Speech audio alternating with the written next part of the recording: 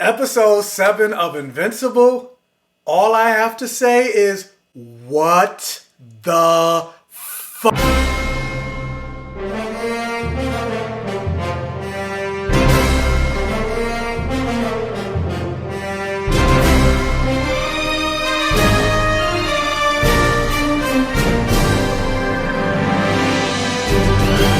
So, oh man, it is like 1 o'clock in the morning and I just recently saw the penultimate episode, episode 7 of Invincible, called We Need to Talk. And boy, YouTube, first of all, whoa, let me backtrack. Welcome to my Safe Gayven, guys. Thank you so much for joining me here on my channel. If this is your first time joining me, please hit the subscribe button if you haven't already. And if you can, it'll really help out the channel if you hit that like button. It'll get this video out there and my channel out there to help me keep growing. And thank you so much, guys. I just recently passed 3,600 subscribers. Whoa, thank you. But with that out the way, this episode is called We Need to Talk. And guys, YouTube, my Safe Gayven, my Safe Gayveners, I need to come up with a name for you guys. I'm still trying to think about it. But yeah, we need to talk, because man, oh man, there was a lot in this episode. And housekeeping, you cannot tell by the title of this episode, we will be talking spoilers for episode 7 of Invincible. I keep wanting to say Falcon and the Winter Soldier, but there's not Falcon and the Winter Soldier. That's later. That hasn't come out yet. So I'm going to try to be real quick with this review, because Falcon and the Winter Soldier comes out a little bit later, and I want to hurry up and edit this review and everything like that and get it out the way so I can focus on Falcon and the Winter Soldier, the season finale. But that's another video. That's another topic. We are talking about Invincible. So yeah, guys, you already warned. Spoilers for this episode. Okay, so yeah, this episode 7, we need to talk. And as I mentioned in all my other episodes, like, I am reading the comic as I'm watching the television series. And as I'm reading, I can always pinpoint which issue of the comic each particular episode is following. And granted, there are some changes, but overall they follow the issue, not beat for beat, but pretty much they follow the story overall. So for like last week's episode, as an example, again, there were some differences, but last week's episode was pretty much issue 20 of the comic. However, when you get to this episode was nothing like the comic. Like, again, that's not to say there weren't things from the comic in it, but in terms of like following the story beat for beat, knowing what was gonna happen. I mean, I kind of knew the overall story of what was happening with Omni-Man and the fact that the Immortal was gonna come back to life, because that's in the comic. But in terms of like how it all came together, I was like, I don't know what's happening. And I'm trying to keep my tone down, because again, it's 1 o'clock in the morning. Parents, my brother, me recording, I'm like literally under my brother's room, so he could probably hear me right now. So I'm like trying to be quiet, and then of course my mother would hear me as well, because these walls are pretty thin. But I'm just like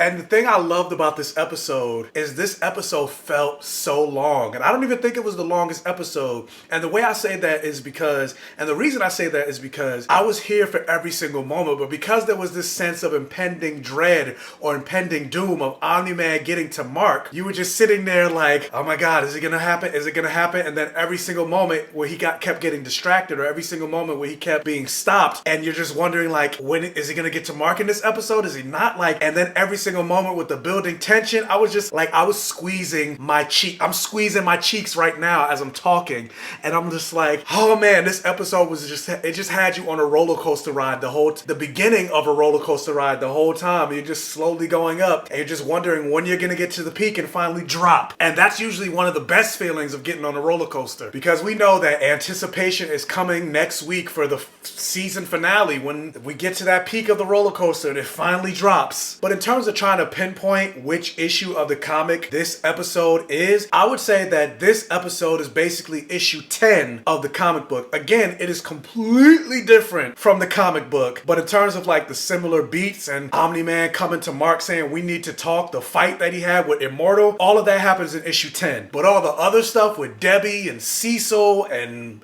Amber and William and Adam Eve, all of that stuff is not in here, and it just added so much tension and drama to this episode. Now, let me backtrack a little bit. I will say, Amber finding out that Mark is Omni-Man, really quick, I noticed while editing, I said Amber finding out Mark is Omni-Man. I meant Invincible. Y'all know what I meant. People love to call you out when you make a mistake in the comments. You didn't say this, or you said this wrong. How dare you? My bad. That doesn't happen until issue 20. 23 of the comic. Remember I mentioned last week's episode was issue 20. By issue 23, he ends up revealing his secret identity. And so with that, they were following that beat in the storyline in the comic. However, the biggest difference between the comic and the show is when Mark revealed himself to Amber in the comic, she accepted him. She was like, oh, so this is why you were keeping your secret. She didn't know that he was invincible. At first, she thought he was a drug dealer. But then you get to the show and she's like, I always knew. I knew for weeks that you were a superhero. And she's still not here for it. She's like, you didn't trust me, you lied to me and all this other stuff. And that caught me off guard. I was like, oh, that's different. But then the fact that she still didn't forgive him, even though now he's coming clean, is the fact that he's a superhero. I'm still partly like, oh, come on, Amber. Like, and the fact that she's like, oh, well, you didn't trust me to tell me and all this other stuff. I'm like, come on, Amber, like, for real? Like, he didn't even tell his best friend that he was a superhero. William had to find out. And yeah, maybe he was in the wrong for not telling his best friends, but the whole idea of, you know, keeping your secret identity, not endangering your friends and family and all that other stuff. And plus, they've only been dating for less than a year. Like, he's supposed to trust you with his biggest secret that easily? Like, I don't know. Maybe I'm just coming at it from a different perspective. Maybe somebody else would come at it from a different angle and think maybe he should have told her. But I'm like, y'all weren't even together that long. So for him you're getting mad at him that he's not telling you this big secret? Like, come on. I'm like, it's not like y'all are married, but I mean, you know, I guess drama for the sake of television drama to pad that out a little bit more. Because ultimately we know, just based on the first couple of episodes, which, I mean, whatever, it is what it is. It's comic book drama, but we know Mark and Adam Eve are an actual endgame just based on the fact that he had a crush on her first and she likes him and all this other. So we know they're going to end up together and it's probably going to be this love triangle and all this other stuff. But still, I'm like, I mean, I like Amber and I'm curious to see how her character develops and how her role develops in the show further down the line. Because again, I do feel like Adam, Eve, and Mark are endgame. But it is what it is. But hopefully their relationship lasts as long as possible because I'm enjoying it while it lasts. I really like Amber in the show versus the comic. In the comic, she's just a bland, generic white girl. But in the show, I feel like she has more personality. And plus, this is something I didn't mention last week when I talked about me liking Amber. But this is also a coupling that you don't really see that much in television or any form of entertainment, you know, an Asian guy and a black woman, or just black and Asian, period, whether it's a black man and an Asian man, a black man and an Asian woman. Like, anytime you see an Asian in an interracial relationship in media, it's always a white person. So yeah, I'm liking this relationship. And so after she basically kicks him out, you then get to a conversation between William and Mark. And as they're in the car just talking to each other, and William is playing the role of the sassy gay best friend, like that seems to be all he's there for in this show so far. And as they're talking to each other, I'm like, I really don't understand like why they're friends. Like, I don't see any of the chemistry between the two of them or even things that they have in common, because even like if I remember from the first couple of episodes, Mark really likes comic books and things like that, and William, he has no interest in comic books. So I'm like, where does their interests align to the fact that they're best friends? It's not like they're both gay and they're agreeing on guys and things like that. Mark's not gay. So I'm like, why are they friends? And I'm not saying that a gay guy and a straight guy can't be friends, but you're friends with somebody because you have a lot of stuff in common. But I'm like, so far, I don't see what these two have in common. Maybe they'll build that out later on, but right now, I'm not feeling the character of William, and it sucks because, you know, I always call for gay representation, and we got a gay character in here, and I'm just like, I don't care. This is just a clear example of why representation for representation's sake, while it might be great, it's not enough. You have to actually put some care into a character, and right now, yeah, I'm not really feeling William because I don't know William, and really he just seems to be a prop. Like, he seems to have a much bigger role and a much more defined character in the comics than he does in the show. And supposedly he does come out in the comics later on as gay.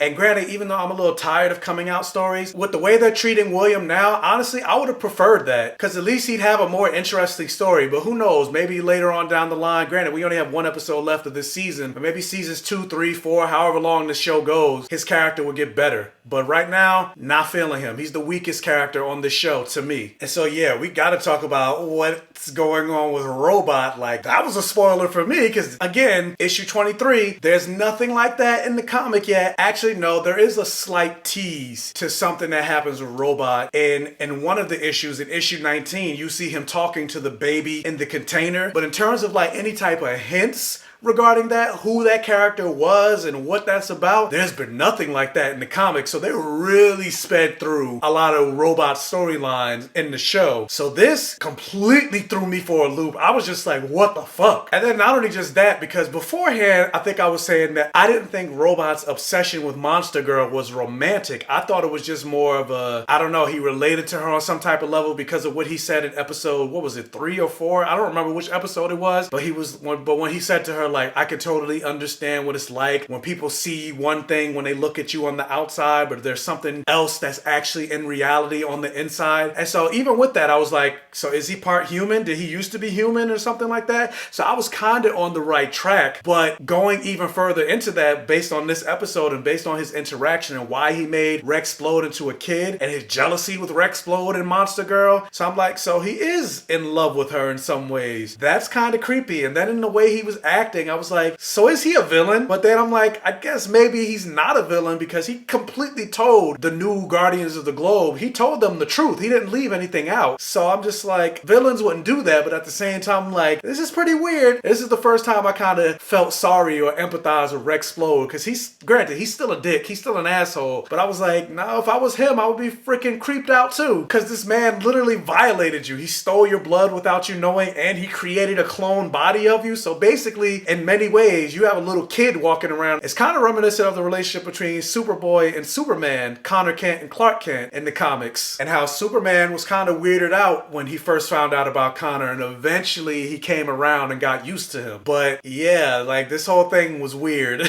And obviously we haven't seen it yet, but he was completely made of Rexplode's DNA. Him and Rexplode are basically genetically identical. And so does that mean that he also now has Rexplode's Gambit-like exploding powers? I mean, he would have to, right? Because I'm assuming, like, how does powers work in this world? Like, I'm assuming it's part of it in his blood, in his DNA. So now with the chip that he has in his brain, that almost kind of gives him the ability of technopathy. Plus, again, I'm assuming he has to have Rexplode's power now. He's got to be way more powerful than he was as just Robot. And I don't know what the end game is with that storyline. Again, I'm like, is he a villain? Because still, like, this whole thing, I'm just like, it's kind of creepy. But even though Monster Girl was kind of taken aback by it, she was like, yeah, I'm gonna need some space. She didn't need that much space because once they found out about Omni-Man, she grabbed his hand. Now, granted, you know, they always talk about trauma bonding people together, and the trauma of the world's greatest superhero, they're finding out that he's actually a bad guy, and then he may come after them next, especially after what happened with the last Guardians of the Globe. Maybe it brings them together, but I'm just still like, kind of weird.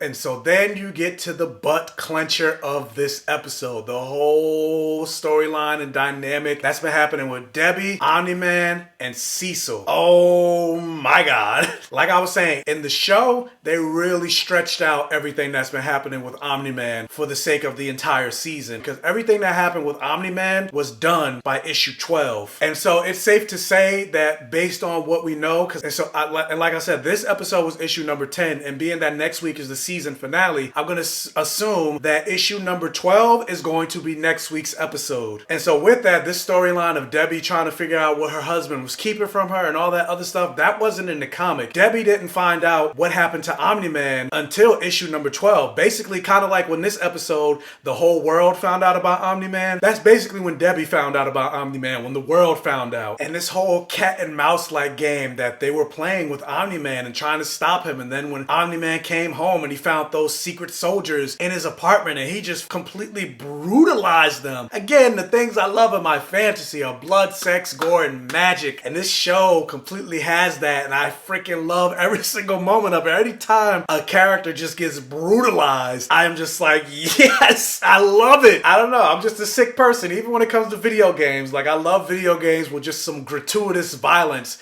But it's weird because not weird, but when it comes to real life, I don't want to see any of that shit. Like the deaths and murders of like unarmed black men and women and things like that, or even movies based on real life. Like that's why I haven't watched, because I know some people asked me about it, but that's why I haven't watched or reviewed them. Because I'm just like, especially with all the stuff that's happening in the news media right now, I'm just like, I'm not in the mental space to deal with any black trauma and things like that. And then a couple people hit me up up saying like episode 5 in particular will really piss me off. They didn't say what it was, but I ended up finding out some of what it was, and I'm just like, yeah, no, I'm good. I can't do that. That's also why I never watched When They See Us on Netflix, because I'm just like, that stuff based on reality, I don't want to watch, because that shit's gonna piss me off. But when it comes to fantasy, give me all the, again, blood, sex, gore, and magic. I want it. The gratuitous violence, I'm here for it. It's the Saw movies, the Nightmare on Elm Street horror movies, people getting their head chopped off, video games where you're blowing people's intestines out. Like, I love all of that. So, f you, Fox News. Violent video games doesn't make you a serial killer. But this series is making me love Debbie way more in the show than in the comic. Like, in the show, she's brave as hell. Like, she knows her husband is a murderer, and she has no problems confronting him.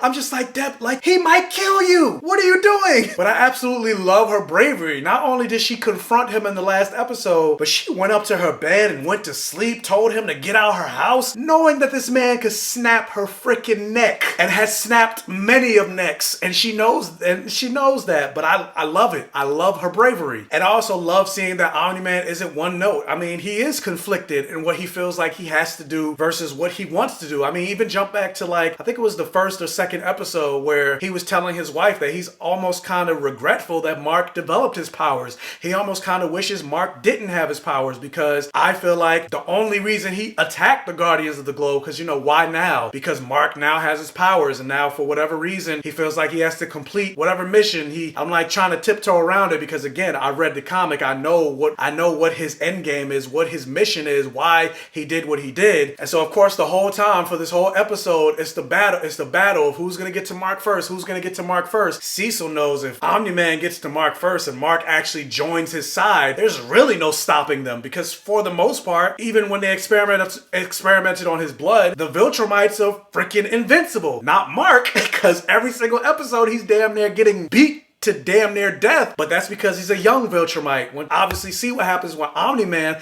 like everything that they threw at him damn near didn't affect him. And while he did struggle a little bit, he was basically able to overcome every single obstacle that they threw at him. And when they had those cyborgs and things show up to fight Omni-Man, I was like, see, I knew that's why Cecil wanted to take D.A. Sinclair. He was going to make those things to go up against Omni-Man. But I mean, it was smart, because those things did take out Mark. But I'm like, but Mark's not really a great measure of the strength of Omni-Man. But I mean, I guess they were, because Omni-Man did struggle a little bit taking out those robots. But speeding it up, because again, Falcon and Winter Soldier's about to come out soon, and I need to hurry up and edit this so I can just focus on Falcon and Winter Soldier. So again, I'm speeding. But yeah, jump into the end where you get to the fight between an Immortal who finally comes back, and it was teased at the end of last week's episode, and Omni-Man, and just how brutally vicious the Immortal was. And you can't blame him. Like, this is the guy that they trusted. They trusted this man. They brought him into the Guardians of the Globe. They defended him. And for him to do what he did, and then Immortal watched Omni-Man destroy all of his friends, the Guardians of the Globe. Like, that fight was intense. And somebody on Twitter was like, it was full of Dragon Ball Z vibes between the fight between Goku and Vegeta. And I was like, I can see that. But that fight was brutal. And it even goes to show, like, even when the Immortal is on guard, he's still no match for Omni-Man, because even he got once again obliterated. He got killed. But I mean, based on the fact that he had his head chopped off and he still wasn't dead, I'm like, he's still not dead, even though he got his body chopped off. I'm like, just call the Marvel twins. I'm pretty sure they could put him back together. His name is the Immortal, and chopping his head off didn't work, so I'm pretty sure chopping his body in half didn't work either. But for the sake of this particular fight, he's down for the count for now. But Mark saw it. He knows something's not right. So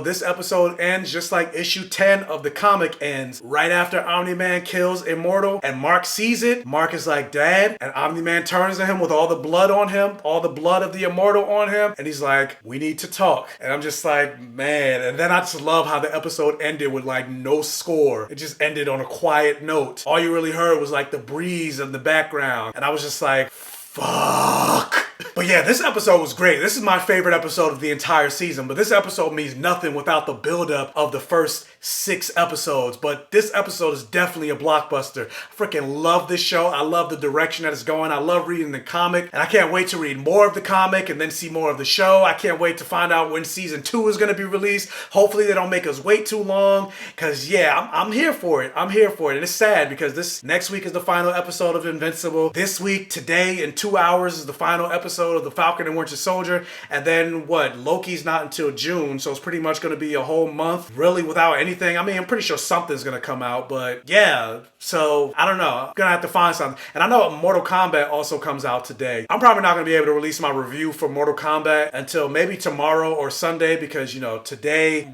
got to record my review for Falcon and Winter Soldier. I go live later tonight for Falcon and Winter Soldier. I got to edit this review as well. My review for Mortal Kombat's not coming out today, but be on the lookout for that. But anyway, what did you guys think of episode 7 of Invincible? We Need to Talk. Is it your favorite episode so far? Let me know down in the comment section below. Also, if you can, hit that thumbs up button again. It'll really help out the channel. If this is one of your first time checking out one of my videos, please check out the other videos on my channel. If you like what you see, please subscribe for more and hit that bell notification button so you're alerted every single time I post a new video, and tell your friends, families, and neighbors about my channel to help me continue to grow. And as always, I will catch you guys next time.